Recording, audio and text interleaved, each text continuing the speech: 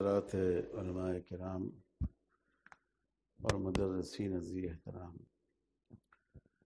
میرے لیے بہت سعادت کی گھڑی ہے کہ اس تاریخی اور تاریخ ساز جامعہ کے اساتذہ کرام سے حضرت محتمم صاحب کی سرپرستی میں ملاقات ہو رہی ہے۔ اللہ تعالیٰ اس ادارے کو بقا و دوام عطا فرمائے اور ہر طرح کے شرور سے اپنی حفظ و امان میں رکھیں۔ ہم لوگ ایک ہی کشتی کے سوار ہیں، تو میرے پاس کوئی آپ کے سامنے پیش کرنے کی کوئی چیز نہیں ہے۔ میں جو کچھ اگر کوئی چیز میں پیش کروں گا تو وہ پرانی چیز ہوگی اور ہم لوگوں کی درسی زبان میں تحصیل حاصل ہو جائے گا۔ بس ایک بات عرض کرتا ہوں کہ رسول اللہ صلی اللہ علیہ وسلم جب مکہ مکرمہ میں تھے اور جو مکی صورتیں آپ پر نازل ہوئی مکی زندگی میں، ان میں زیادہ تر سیدنا حضرت آدم علیہ السلام کے علاوہ سیدنا حضرت اسماعیل علیہ السلام اور ان کے فرزندان کے واقعات ذکر کیے گئے اور پوری توجہ شرک کے رد پر، خاص کر بت پرستی کی تردید پر پوری توجہ دی گئی۔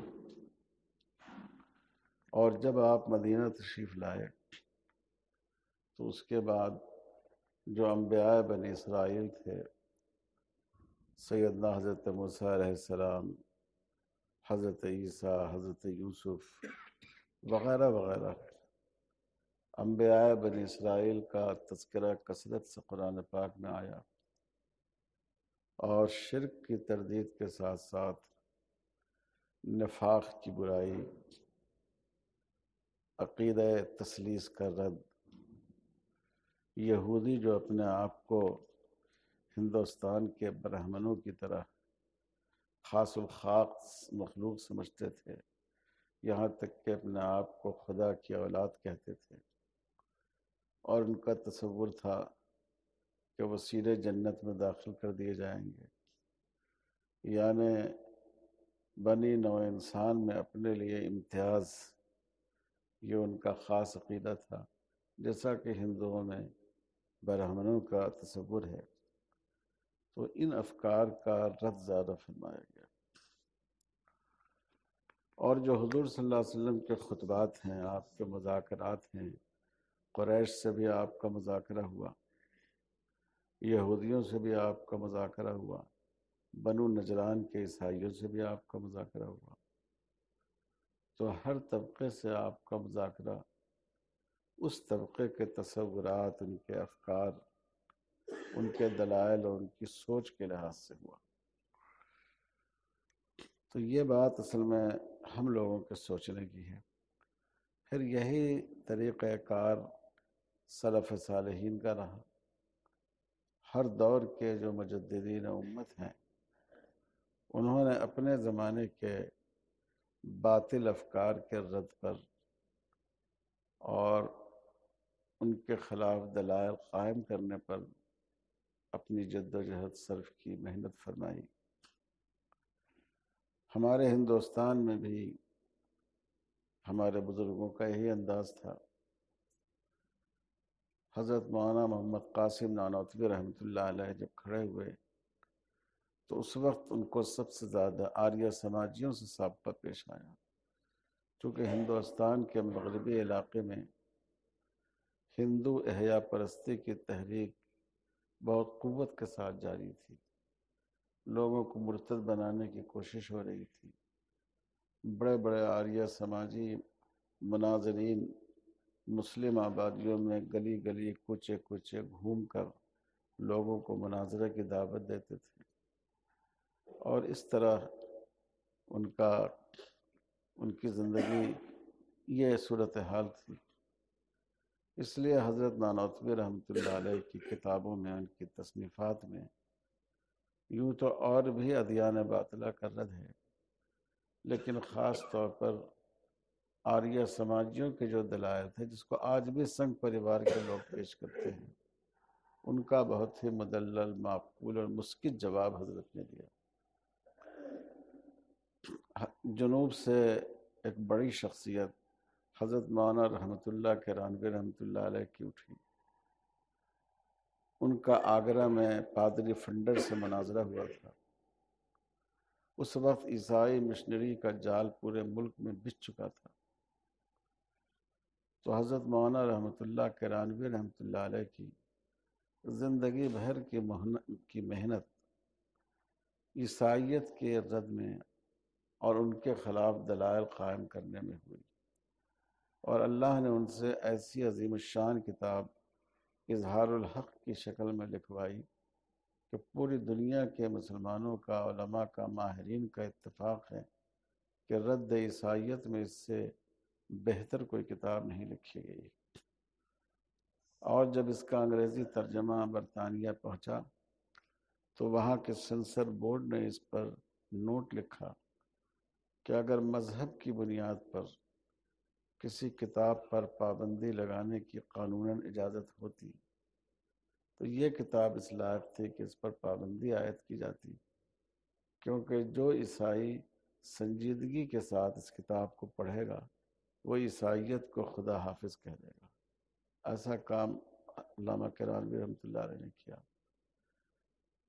حضرت مولانا سید محمد علی منگری رحمۃ اللہ علیہ نے جس وقت ندوے کی بنیاد رکھی تو ملک کے ایک بڑے حصے پر، خاص کر ہندوستان کے مشرقی علاقے پر، قادیانیت ایک گھیٹا کی طرح چھا گئی تھی۔ لوگوں کو مرتد کر رہے تھے وہ، اور قادیانیوں کے ساتھ ساتھ عیسائی بھی محنت کر رہے تھے، کیونکہ قادیانی جو ہیں وہ اپنے آپ کو مسیح موعود کہتے تھے۔ وہ مرزا غلام احمد قادیانی اپنی ایک مناسبت جوڑتے تھے عیسائیوں کے ساتھ۔ تو حضرت مولانا سید محمد علی منگیری رحمۃ اللہ علیہ بڑے شیخ تھے، حضرت شاہ فضل الرحمن گنج مراد آبادی رحمۃ اللہ علیہ کے مجاز تھے، اور حضرت شاہ فضل الرحمن فرماتے تھے کہ یہ میرے ایسے مرید ہیں کہ یہ میرے لیے باعث فخر ہیں۔ مریدوں کے لیے ان کے شیخ باعث فخر ہوتے ہیں، یہ مرید میرے لیے باعث فخر ہے۔ ان کی کیفیت پر مجھے رشک آتا ہے، لیکن انہوں نے پوری زندگی رد عیسائیت پر لگائی۔ میں نے عرض کرنے کا مقصد یہ ہے کہ ہر دور کے علماء نے، اہل اللہ نے، مشائخ نے اپنے زمانے کے احوال کو پہلے سمجھا اور پھر اس کے لحاظ سے محنت فرمائی، جدوجہد فرمائی، اور اسی لیے اللہ تعالیٰ نے ان کو کامیاب فرمایا۔ اخلاص بھی، محنت بھی، اور اس کے لیے صلاحیت بھی، مہارت بھی اس میں پیدا کی۔ تو اس نقطے کو سمجھنا بہت ضروری ہے کہ کلکم رائن و کلکم مسئول عن رعیتہ۔ ظاہر ہے کہ ہم اور آپ بھی اس کے مخاطب ہیں، ہر آدمی مخاطب ہے کہ آپ میں سے ہر آدمی راعی ہے، نگران ہے، چرواہا ہے، اور چرواہے کا کام ہوتا ہے اپنی بکریوں کی حفاظت کرنا۔ زیور میں سے کوئی بکری ادھر ادھر نہ چلی جائے، بھیڑیے کی، کتے کی شکار نہ ہو جائے۔ تو ہر چرواہا اپنے زمانے کے لحاظ سے اپنے زیر نگرانی مویشی کی، بکروں کی حفاظت کرتا ہے۔ اگر شیر کا خطرہ ہوگا تو اس لحاظ سے تیاری کرے گا اس کے بچاؤ کی، کتے کا خطرہ ہو تو اس کے لحاظ سے بچاؤ کی تیاری کرے گا۔ یہ تیاری علماء کی بہت بڑی ذمہ داری ہے۔ اسی لیے حضور صلی اللہ علیہ وسلم نے ارشاد فرمایا، ایسا مجھے سمجھ میں آتا ہے کہ آپ نے فرمایا کہ علماء کے قلم کی سیاہی اور شہداء کا خون، یہ دونوں قیامت کے دن ہم وزن سمجھے جائیں گے۔ تو شہید تو بہت قربانی دیتا ہے، اپنے جسم کا ایک ایک قطرہ خون نچوڑ کر حوالے کر دیتا ہے، اور عالم ہم اور آپ تو पंखे की हवा में बैठ कर लिखते हैं, कोई तकलीफ हमें नहीं होती है। लेकिन देखा जाए तो मकसद में दोनों के इत्तेहाद है। शहीद ममलकत इस्लामी की ज़मीनी सरहदों की हिफाजत करता है और आलिम ममलकत इस्लामी की फ़िक्री सरहदों की हिफाजत करता है। तो शायद इसलिए हुजूर सल्लल्लाहु अलैहि वसल्लम ने उन दोनों के दर्जे को बराबर फरमाया। तो ये बहुत बड़ी ज़रूरत है कि एक तो हम ये समझ लें कि हमारी सरहद पर कहाँ से शबखू मारने की कोशिश की जा रही है, और दूसरे हम अपने आप को उसका जवाब देने के लायक बना सकें और उसका जज्बा भी पैदा करें लोगों में। हर दौर में जो लोग दीन पर अमल नहीं करते हैं, हक़ को कबूल नहीं करते हैं, अगर कुरान मजीद पर आप बनज़र गायर आप मुताला करें तो महसूस करेंगे कि उनके दो गिरोह होते हैं। एक गिरोह होता है गाफिलीन का और एक गिरोह होता है जाहिदीन का। जो गाफिलीन का गिरोह होता है वो गफलत में मुब्तला होता है। ये अल्लाह ताला ने इरशाद फरमाया, उदउ इला सबीली रब्बिका बिल हिकमति वल मौइज़तिल हसना। ये मौइज़त हसना उनके लिए काफ़ी हो जाती है, बंदो नसीहत, उनको समझाना। और दूसरा गिरोह होता है जाहिदीन का, जिनमें जुहूद और इनकार होता है। वो सिर्फ नसीहत से आपके कायल नहीं होते, वो दलील से आपके कायल हो सकते हैं, हुज्जत से कायल हो सकते हैं।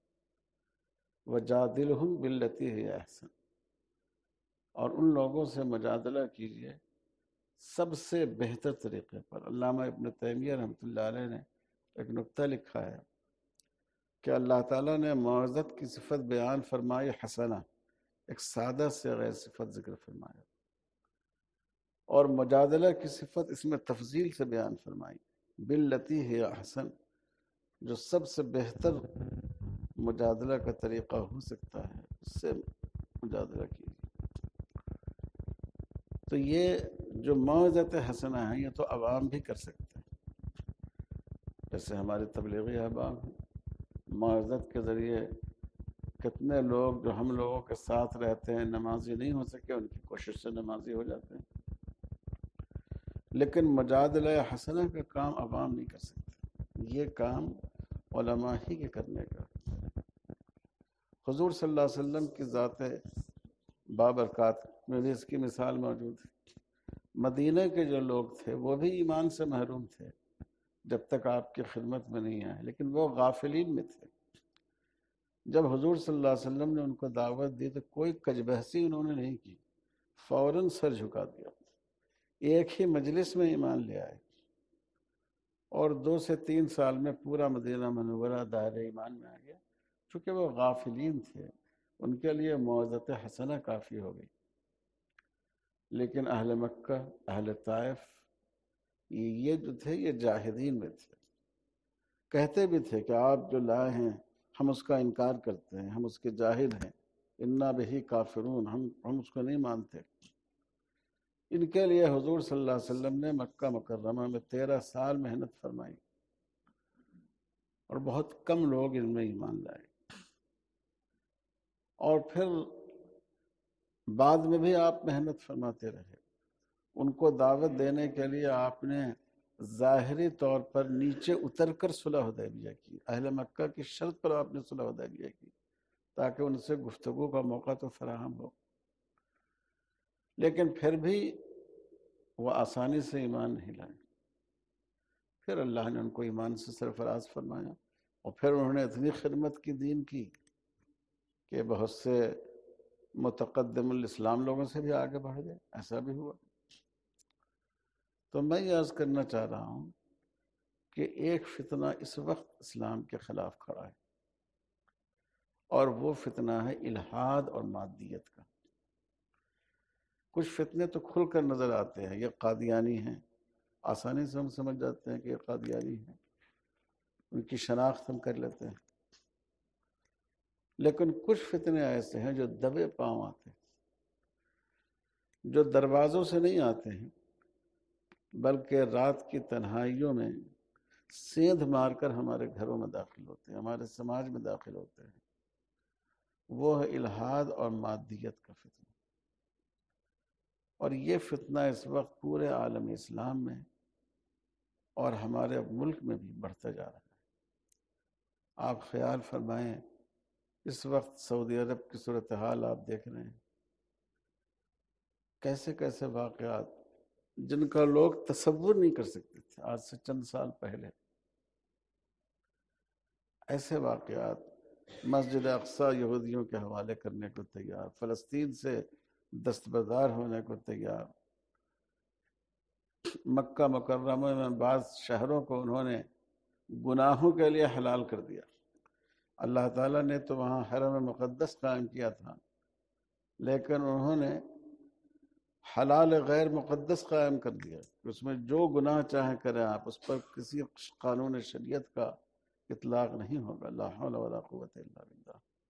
حرمین شریفین کی عظمت کی پامالی، وہاں سنیما ہال کا قیام، امر بالمعروف اور نہی عن المنکر کے محکمے کو ختم کر دینا، یہ کوئی معمولی باتیں نہیں ہیں، یہ اسی الحاد کا نتیجہ ہے۔ یہودیوں نے، مغرب نے بہت کوشش کر کے جو ہمارے خلیجی ممالک ہیں، ان کے جو بادشاہان تھے، ان کے خاندانوں کے نوجوانوں کو اپنے ملک میں لے گئے، ان کو یونیورسٹیوں میں پڑھایا، ان کا ذہن بنایا، اور اس حد تک ذہن بنایا کہ اب وہ اسلام کے خلاف، یہاں تک کہ رسول اللہ صلی اللہ علیہ وسلم کے خلاف بولنے کو تیار ہو گئے، ورنہ ایک دو پیڑھی پہلے اس کا تصور نہیں کیا جا سکتا تھا۔ اور ہمارے ملک میں بھی آپ دیکھیے، میں بہت دور کی بات نہیں کہتا ہوں، آج سے 10-15 سال پہلے اس بات کا تصور نہیں ہوتا تھا کہ کوئی مسلمان لڑکی کسی ہندو لڑکے کے ساتھ چلی جائے، شادی کر لے، اور چھپ کر بھی نہیں کرے، باضابطہ رجسٹریشن کرائے، لوگ اس سے کہے تم نے کیسے شادی کر لی، وہ اصرار کرے کہ نہیں میں اس کو پسند کرتی ہوں، میں اسی شادی پر قائم رہوں گی۔ آپ سوچئے آج سے 10-15 سال پہلے اس کا تصور تھا، لیکن آج عام گھرانوں میں نہیں، ہمارے دیندار گھرانوں میں بھی ایسے واقعات پیش آ رہے ہیں۔ میرے سامنے خود ایسے بعض واقعات سامنے آئے، ایسے لوگوں کے آئے کہ میں سن کر دنگ رہ گیا۔ دینی ذہن کے لوگ، دینی کام کرنے والے، دعوت و تبلیغ سے لگے ہوئے لوگ، لیکن ان کے گھر کی لڑکیوں کا تیور بدلا، ان کے گھر کے لڑکوں کا انداز زندگی بدلا۔ میرے پاس چند مہینے پہلے ایک صاحب آئے کہ میں بہت پریشان ہوں، مالی پریشانی نہیں تھی، وہ بہت دنوں سعودیہ میں رہے تھے، اور حیدرآباد میں جو سب سے پاش ایریا ہے بنجارہ ہلز، اس میں ان کا بہت عالیشان مکان تھا، سعودیہ میں رہے، 25-30 سال رہے۔ کہنے لگے کہ میرا بیٹا ملحد ہو گیا اور اس نے ایک ہندو لڑکی سے شادی کر لی ہے۔ شادی کیا کر لی ہے، بغیر شادی کے رہ رہا ہے، اور وہ تو ہوا وہ ہوا، وہ اپنے چھوٹے بھائی کو بھی متاثر کر رہا ہے، اور میری بیٹی پر بھی اب تھوڑا تھوڑا اس کا اثر پڑ رہا ہے، وہ بھی اسی قسم کے سوالات کر رہی ہے، یہ کیوں ضروری ہے، وہ کیوں، اس میں کیا برائی ہے۔ تو میں بہت پریشان ہوں، میں اپنی بیوی سے، میں نے اپنے بچے سے ترک تعلق کر لیا ہے، میں اس سے بات چیت نہیں کرتا، نہ اس کے آتا جاتا ہوں، نہ اس کو بلاتا ہوں، اور میں اپنی بیوی سے کہتا ہوں کہ تم بھی ان سے ترک تعلق کر لو، تو باوجود ہے کہ میری بیوی ماشاءاللہ نمازی ہے، قرآن پڑھتی ہے، لیکن ہماری بات ہی نہیں مان رہی ہے اس سلسلے میں۔ تو میں نے کہا کہ آپ دونوں میاں بیوی آئیے، اور اس بیٹے کو چھوڑ کر جو دوسرا بیٹا اور بیٹی ہے اس کو لے کر آئیے، اس کو ابھی مت لائیے۔ تو پھر ہم آئے تو ہم نے ان کی اہلیہ سے پوچھا، تو انہوں نے کہا کہ اصل میں حضرت بات یہ ہے کہ وہ لڑکا مجھ سے بہت محبت کرتا ہے بحیثیت ماں، تو میں چاہتی ہوں کہ میں اگر اس تعلق کو باقی رکھوں، شاید اس کی میں کچھ اصلاح کر سکوں۔ بہرحال پوری بات سننے کے بعد میں نے ان صاحب سے کہا یہ جو آپ کی اہلیہ کا موقف ہے یہ معقول ہے. اگر بالکل ترک تعلق ہو جائے گا تو اصلاح کا کوئی راستہ ہی باقی نہیں رہے گا. آپ ان کو جیسے یہ بیٹے سے تعلق رکھتی ہیں بحیثیت ماں تعلق رکھنے دیجیے، اور ان کی اہلیہ سے کہا کہ آپ اپنی اولاد کی ہدایت کے لیے بہت اہم کردار ادا کر سکتی ہیں. ماں کی ممتا صرف یہ نہیں ہے کہ ماں کو اچھا کھانا، بیٹے کو اچھا کھانا کھلا دے، اپنے سینے سے چمٹا کر اس سے پیار کر لے. ماں کی ممتا یہ بھی ہے کہ اگر وہ دوزخ کی طرف جا رہا ہے اس آگ سے اس کو بچانے کی کوشش کرے. تو آپ اپنی پوری توانائی اس میں صرف کر دیجیے، تو یہ بیٹے کے ساتھ اولاد کے ساتھ صحیح محبت ہوگی. انہوں نے بھی کہا، ان کا نہیں، میں انشاءاللہ کوشش کروں گی. اور میں نے کہا آپ اس سے کہیے کہ تم مجھ کو ماں سمجھتے ہو، مجھ سے محبت کرتے ہو، اگر تم لوگ اپنی اس حرکت سے باز نہیں آؤ گے تو میں تم سے ناراض ہوں گی، میں بات چیت بند کر لوں گی، تم سے تعلق نہیں رکھوں گی. دھمکی دیجیے اس کو. خیر انہوں نے بات چیت وغیرہ کی. اب حقیقت میں کہاں تک اس کی بیوی ایمان لائی نہیں کہہ سکتے، لیکن بظاہر ان کے سامنے تو کلمہ طیبہ پڑھ لی. پھر ان کے والد آئے کہ وہ تو صرف ویسے ہی پڑھ لی. میں نے کہا کہ ابھی اس کے دل کو کھکھورنے کی کوشش مت کیجیے، ابھی اتنا ہی کو آپ غنیمت سمجھیے اور آہستہ آہستہ اس کے مزاج میں بدلاؤ لائیے. جب آپ کہتے ہیں کہ ویسے احترام بہت کرتی ہے، خدمت بہت کرتی ہے، آہستہ آہستہ اس کی اصلاح کیجیے.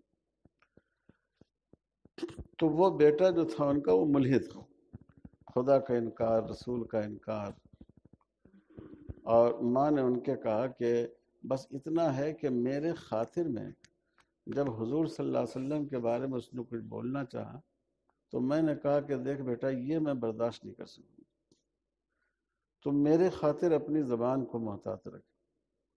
تو اس کو اس نے قبول کر لیا کہ نہیں ٹھیک ہے، محمد صلی اللہ علیہ وسلم چاہے ہم ان کو نبی نہیں مانے لیکن ایک بہت اچھے انسان تو تھے، تو ہم ان کے بارے میں کوئی بدتمیزی کی بات نہیں کہیں گے. تو یہ تو برسبیل تذکرہ میں نے کہہ دیا. ہماری جو فوج ہے وہ یہی ہے، یہی ہماری فورس ہے، یہی ہماری پولیس ہے، جو مدارس کے طلباء. انہی کے ذریعے ہم لوگوں کے ایمان کو بچا سکتے ہیں اور جو آدمی باہر چلا گیا اس کو واپس لا سکتے ہیں. یہ کوئی معمولی طاقت نہیں، یہ بہت بڑی طاقت ہے. بیٹھے بیٹھائے اتنے سارے بچے وہ ہمیں مل جاتے ہیں. اور بعض لوگ کہتے ہیں کہ جو بچہ کسی کام کا نہیں ہوتا اس کو مدرسے میں داخل کر دیتے ہیں. میں اس کو بالکل نہیں مانتا، یہ مدرسوں کی توہین ہے. ہمارے مدرسوں میں جو بچے پڑھتے ہیں ان میں ایسے ذہین لڑکے ہوتے ہیں کہ اگر آپ ان کو عصری تعلیم دلائیے، محنت کرائیے، وہ IAS بھی کر سکتے ہیں، IPS بھی کر سکتے ہیں. ہم ابھی معہد میں 2 سال سے ہم نے کوشش کی، 11-12 فضلاء نے ہمارے لاء میں داخلے لے لیا. میں نے بچوں کو توجہ دلائی کہ ملک میں مسلمان وکیل نہیں ہیں، سپریم کورٹ میں بابری مسجد کے مقدمے کے لیے غیر مسلم وکیل سے استفادہ کرنا پڑتا ہے. تم لوگ اس لائن میں جاؤ، جرنلزم میں جاؤ، تاکہ تم اخبار کی دنیا میں، میڈیا کی دنیا میں اسلام کی کچھ ترجمانی کر سکو. تو ماشاءاللہ 11-12 طلباء 2-3 سالوں میں انہوں نے گورنمنٹ سیٹ حاصل کی لاء کے لیے. اور اب ہم اپنے ہاں سوچ رہے ہیں معہد میں کہ تخصص کرنے والوں میں سے کچھ بچوں کے لیے باضابطہ اپنے ہاں کوچنگ کرائیں لاء کی، تاکہ وہ اس میں داخل ہوں اور اپنی اسلامی سوچ کو برقرار رکھتے ہوئے اسلام کی ترجمانی کر سکیں. تو میں آپ حضرات سے، اساتذہ کرام سے درخواست کرتا ہوں کہ جیسے ہم لوگ دوسری چیزوں میں بال کی کھال نکالتے ہیں اور قافیہ شروع کرتے ہیں تو اس میں کیا کیا وجوہ اعراب ہو سکتے ہیں، کیا کیا تاویلات ہو سکتی ہیں، ان کو بتاتے ہیں. اس سے طلباء میں واقعی تدقیق کا ذہن پیدا ہوتا ہے، کسی چیز کو بہت گہرائی سے سوچنا اور اس کی شقیں نکالنا صلاحیت پیدا ہوتی ہے اس سے. اسی طرح ہم ان کو اس بات کے لیے تیار کریں کہ آپ کیسے اسلام کی ترجمانی کریں گے، آپ کیسے اسلام کا دفاع کریں گے. یہ جو مستشرقین ہیں اہل یورپ، صلیبی جنگوں میں شکست کے بعد انہوں نے اپنا راستہ بدل دیا. انہوں نے یہ طے کیا کہ ہم تعلیم کے ذریعے اسلام پر حملہ کریں گے. تو یورپ والوں کو اسلام سے کیا ہمدردی ہے، لیکن انہوں نے تمام یونیورسٹیوں میں، اپنے اکثر بڑی بڑی یونیورسٹیوں میں اسلامک اسٹڈیز کا شعبہ قائم کیا، اور وہاں قرآن بھی پڑھایا، حدیث بھی پڑھائی، فقہ بھی پڑھائی، عمل کے لیے نہیں، اسلام پر حملہ کرنے کے لیے. آپ حضرات جانتے ہوں گے ڈاکٹر مصطفیٰ سبائی کی کتاب حدیث کی حجیت اور انکار حدیث کے رد میں السنہ و مکانتها فی التشریع الاسلامی، بہت قیمتی کتاب ہے. ان کے استاذ نے، ان کے مشرف نے کتاب کی بہت تعریف کی، لیکن ان کو پی ایچ ڈی کی ڈگری نہیں دی، یہ کہا کر کہ اس کتاب میں اسلام کے خلاف تو کچھ لکھا ہی نہیں، تم نے پورا اسلام کی حمایت میں لکھ دیا. اس جذبے سے انہوں نے اپنے ہاں یہ کام کیا، اور ایسے ہی فاسد اور گمراہ سوچ کے لوگوں کو پوری دنیا میں پھیلا دیا. تو میرے عرض کرنے کا مقصد یہ ہے کہ اچھا، وہ اعتراضات جو مستشرقین کی کتابوں میں تھے، ہر آدمی کے پہنچ نہیں تھی وہاں تک. یہ 2014 کے بعد یہ سنگھ پریوار والے وہ ساری گندگی وہاں سے اٹھا کر لائے، اور اب انہوں نے اس کو سوشل میڈیا پر ڈال دیا ہے. جو اعتراضات کتابوں کی گرد میں پڑے ہوئے تھے، ان کو انہوں نے سوشل میڈیا پر جاری کر دیا، جس کو آج گاؤں دیہات شہر پڑھا لکھا جاہل سب اپنے اپنے معیار اور فہم کے مطابق سنتا ہے. یہ جو پشپندر اور فلاں جو کہتے ہیں، یہ سب وہی اعتراضات. ہم نے کئی کلپ ہم نے اپنے ہاں معہد میں طلبہ کو ذمہ داری دیا تھا اسی کے بارے میں، چونکہ یہ ذرا زیادہ مدلل طریقہ پر بولتا ہے، کہ اس کی کیسٹوں کو سن کر اور ان اعتراضات کو جمع کرو اور پھر ان کے جواب پر کام کرو. تو اس وقت بہت ضرورت ہے ہم قرآن پڑھاتے ہوئے، حدیث پڑھاتے ہوئے، فقہ پڑھاتے ہوئے ہم لوگوں کے سوالات کے جواب کے قابل اپنے بچوں کو بنائیں. اگر حضرت نانوتوی اور حضرت منگیری اور حضرت کرانوی اس دور میں ہوتے تو شاید وہ اس پر بہت زیادہ توجہ دیتے. اس پر توجہ کی بہت زیادہ ضرورت ہے.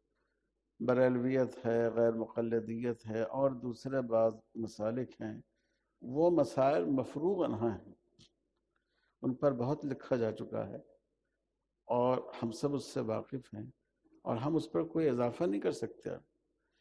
لیکن یہ جو ہے، یہ جو ہماری سرحد کے باہر سے جو ہم پر حملہ ہو رہا ہے، تو اس پر توجہ کرنا بہت ضروری ہے.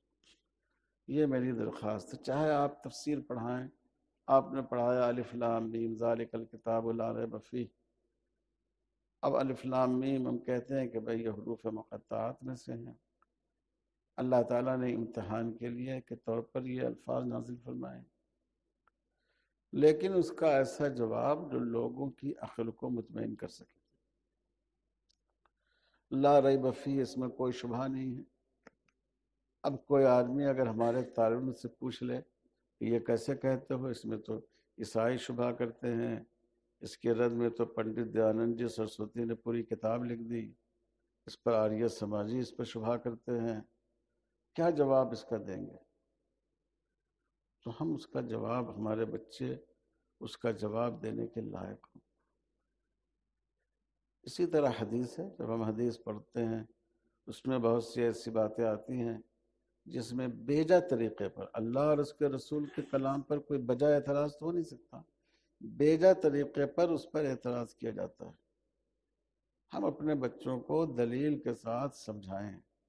ہم حدیث میں پڑھتے ہیں کہ اگر مکھی پانی میں گر جائے، کھانے میں گر جائے تو اس کو ڈبو دو، اس کے ایک پر میں شفا ہے، ایک پر میں دا ہے، بیماری ہے.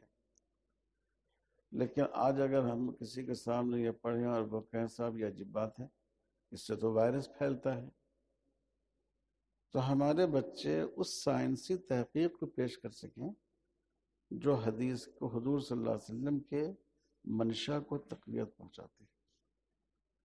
ہم فقہ کی کتابوں میں آئیں، طلاق کا باب پڑھائیں، تو ہم بچوں کو سمجھائیں کہ طلاق کی اجازت کیوں دی گئی ہے، سماج کے لیے یہ کس بنیاد پر اس کو ایک ضرورت کا درجہ حاصل ہے، سود کے کیوں منع کیا گیا ہے، سود سے معاشی اعتبار سے کیا نقصان ہوتا ہے، ملکوں کی معیشت کو اس سے کیا نقصان ہوتا ہے، خسارہ ہوتا ہے۔ تو یہ آج کی بہت بڑی ضرورت ہے۔ آج کے حالات کے اعتبار سے میں آپ تمام حضرات سے درخواست کرتا ہوں کہ بہت ضرورت ہے کہ ہم لوگ اس کی تیاری کریں، اور اس کے لحاظ سے طلباء کو جب ہم تعلیم دیں تو اس میں اس پہلو کو ہم سامنے رکھیں، ان کو بتائیں اور ان کو مستقبل کے لیے تیار کریں، اور اس میں اگر کچھ ذہین طلباء ہوں، باصلاحیت طلباء ہوں، ان کو منتخب کریں، ان کو اور 1-2 سال رکھیں، ان کو ایک مناسب وظیفہ دیں کہ جس کی بنا پر وہ رہ سکیں اور ان کو تیار کیا جائے۔ اگر ہم لوگوں نے ایسے افراد تیار نہیں کیے تو بہت مشکل ہو جائے گی اسلام کا دفاع۔ دیکھیے دعوت تو ہر مسلمان کر سکتا ہے۔ علامہ امام راضی رحمۃ اللہ علیہ نے کنتم خیر امت اخرجت للناس کے بارے میں یہ فرمایا کہ یہ امر بالمعروف اور نہی عن المنکر یہ امت کا فریضہ ہے، امت کے ہر فرد کا، اس کی صلاحیت کے لحاظ سے اس کی ذمہ داری ہے۔ لیکن اسلام کا تحفظ، اسلام کا دفاع یہ ہر امتی نہیں کر سکتا ہے۔ اس کے لیے کتاب و سنت کے گہرے علم کی ضرورت ہے، اور یہ ذمہ داری ہم لوگوں پر عائد ہوتی ہے۔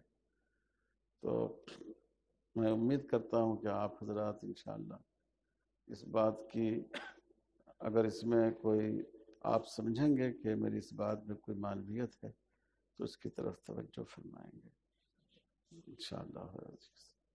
السلام علیکم۔